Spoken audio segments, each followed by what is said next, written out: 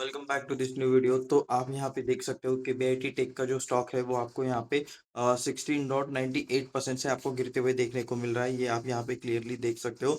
मतलब यहाँ पे लगभग 17% की आपको गिरावट होते हुए देखने को मिल रही है इस शेयर में। तो ये आप यहाँ पे क्लियरली देख सकते हो। ये यहाँ पे ओपन कितने पे हुआ था? 604, ठीक है, यानी कि 604 पर ये यहाँ पे ओपन हुआ था। हाई था इसका 604 का, यानी कि 604 पर ही मतलब इसका मतलब हाई था। दिन भर में ये शेयर आपको गिरते हुए ही नजर आ रहा है।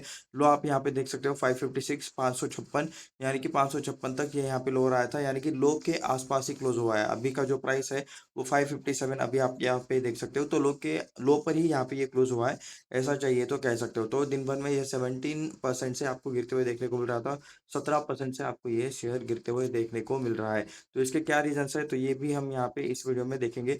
तो ये आप यहाँ पे चार्ट भी देख सकते हो। ओपन यहाँ पे कुछ हुआ था 600 के आसपास, कुछ 600 के ऊपर, जैसे कि हमने अभी देखा 605 के आसपास ये ओपन हुआ था।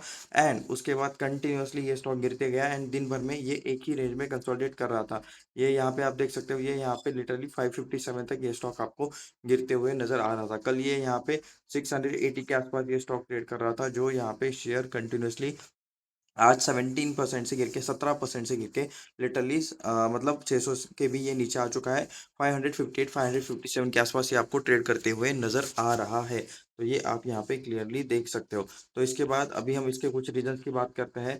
तो ये आप यहाँ पे देख सकते हो। सबसे पहले तो ये चीज़ें यहाँ पे क्यों हुई है, इसका एक मेन रीज़न है कि कंपनी ने अपना गाइडेंस दिया है। कंपनी का चलाने वाला जो मैनेजमेंट रहता है, कंपनी चलाने वाली जो अथॉरिटीज़ रहती है, ठीक है, जो बड़े लेवल के लोग रहते हैं, उन्होंने अपना कंपनी का यहाँ पे फ्यूचर बताया है। अगले साल में कंपनी कैसा परफॉर्म करेगी, कैसा बिजनेस करेगी, आने वाले टाइम में कंपनी के क्या गोल्स रहेंगे, कितना यहाँ पे बिजनेस हो सकता है, कम ज़्यादा क्या यहाँ पे हो सकता है, इसके रिलेटेड कंपनी चीज़ें बताती है, उसे यहाँ पे गाइडेंस कहते हैं। तो यहाँ पे इन्होंने बताया है कि Q1 FY27, यानी कि आने वाला जो फाइनेंशियल ईयर है, Q1 FY27 का, तो उसके अंदर यहाँ पे कंपनी का थोड़ा सा परफॉर्मेंस है वो थोड़ा सा कम हो सकता है, ऐसा यहाँ पे इनका कहना है। तो Q1 FY27 financial performance will be lower than previous expected, यानी कि लास्ट साल में जितना यहाँ पे परफॉर्मेंस हुआ था उससे यहाँ पे ये थोड़ा सा कम हो सकता है। एग्जैक्टली क्या कम हो सकता है, तो यहाँ पे देख सकते हो, it aspects around the 1% year on year decline in USD revenue, USD reported revenue, यानी कि बाहर से ग्लोबल लेवल पर इतना इनका जितना भी रेवेन्यू आता है उसमें यहाँ पे 1% की गिरावट यहाँ पे होते हुए देखने को मिल सकती है, ऐसा यहाँ पे कंपनी के मैनेजमेंट का कहना है। रेवेन्यू में यहाँ पे गिरावट हो सकती है। रेवेन्यू यानी कि जो इनकम हमें आती है, जो डेली का बिजनेस होता है या फिर जो मंथली बिजनेस होता है, या फिर मान लो ये क्वार्टर का है, तो जो 3 महीने का यहाँ पे जो बिजनेस होता है उसके अंदर यहाँ पे आपको गिरावट होते हुए देखने को मिल सकती है, ऐसा यहाँ पे कंपनी का कहना है। कंपनी के जो बड़े लोग हैं, चलाने वाले जो लोग हैं, उनका यहाँ पे कहना है।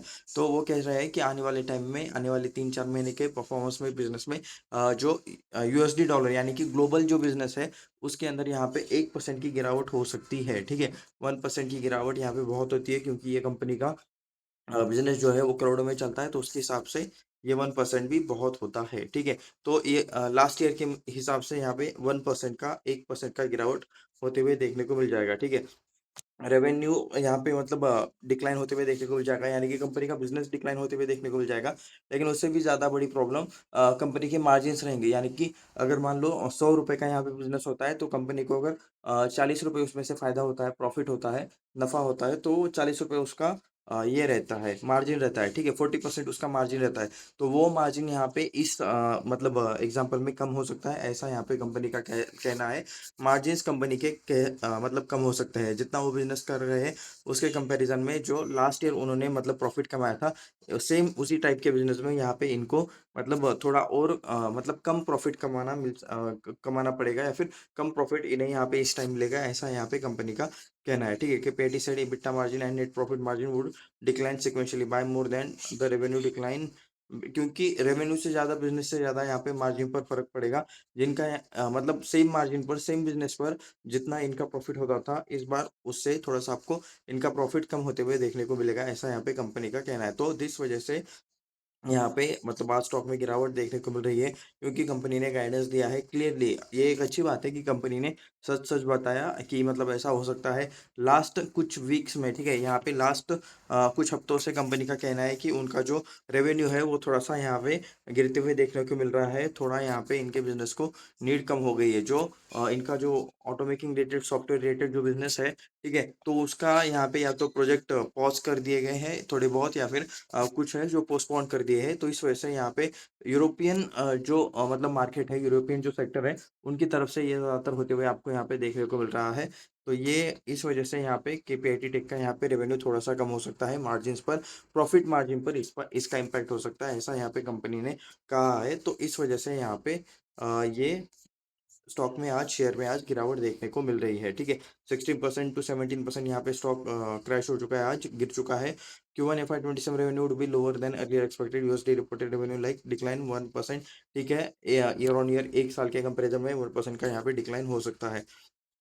OEM slow down study, automakers are under pressure, they are cutting cost, यानी कह सकते हो ऑटोमेकर्स जो कंपनी है ग्लोबल लेवल पे, वो यहाँ पे अंडर प्रेशर है, कॉस्ट कटिंग यहाँ पे चल रही है, इसकी वजह से KPIT को हिट मिला है। तो आप यहाँ पे देख सकते हो कि मतलब किसी एक सेक्टर में प्रॉब्लम होती है तो वो सब चीज़ें से मतलब कनेक्टेड रहता है, सब तरीके से वो बाकी बिजनेस पर भी इम्पैक्ट करता है, ये आप यहाँ पे समझ सकते हो। तो इन शॉर्ट ये आप यहाँ पे देख सकते हो कि KPIT इस वजह से यहाँ पे 113 114 पॉइंट से आपको गिरते हुए देखने को मिल रहा है। कि आपके पास ये स्टॉक था, आपने क्यों खरीदा था, किस वजह से, एंड कब तक होल्ड करने वाले थे, इसका रीजन आप यहाँ पे नीचे कमेंट में बता सकते हो। बाकी यहाँ पे कुछ भी बाय सेल करने का रिकमेंडेशन नहीं है, ये वीडियो सिर्फ रिसर्च एजुकेशनल पर्पज के लिए है।